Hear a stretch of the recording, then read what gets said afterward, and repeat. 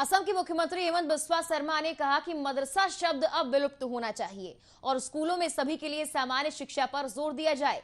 सभी मदरसों को भंग करने और उन्हें सामान्य स्कूल में बदलने के लिए अपनी सरकार के फैसले को सही बताया। यह भी कहा कि हाईकोर्ट ने सरकार के फैसले को उचित ठहराया है। सीएम ने कहा, जब तक मदरसा शब्द रहेगा तब तक बच्चे डॉक्टर और इंजीनियर बनने के बारे में नहीं सोच पाएंगे।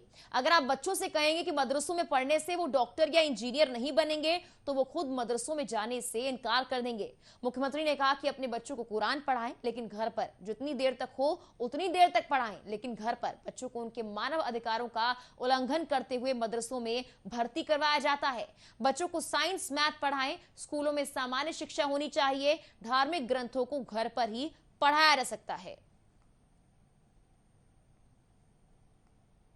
अब भी विलुप्त हो जाना चाहिए।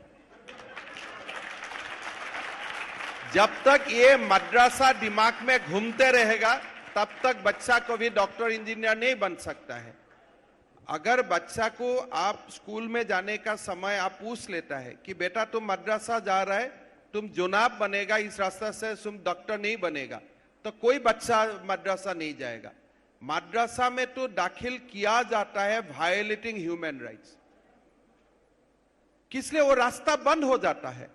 तो आप जरूर कुरान पढ़ाइए, उसमें कोई प्रॉब्लम नहीं है, लेकिन सबसे ज्यादा पढ़ाइए साइंस, मैथ्स, बायोलॉजी, बोटानी, जियोलॉजी।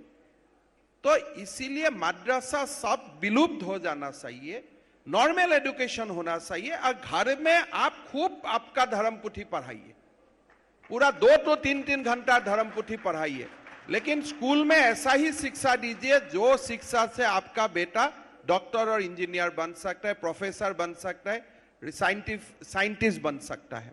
जी। और भाई साहब और एक बात है, मैं आपको बताता हूं, कोई जो आप बोल रहे हैं मुसलमान लोग कुरान कंठस्थ कर रहा है तो इसलिए उनमें बहुत ज्यादा मेरिट होता है, ये सारा मुसलमान भाई हिंदू था।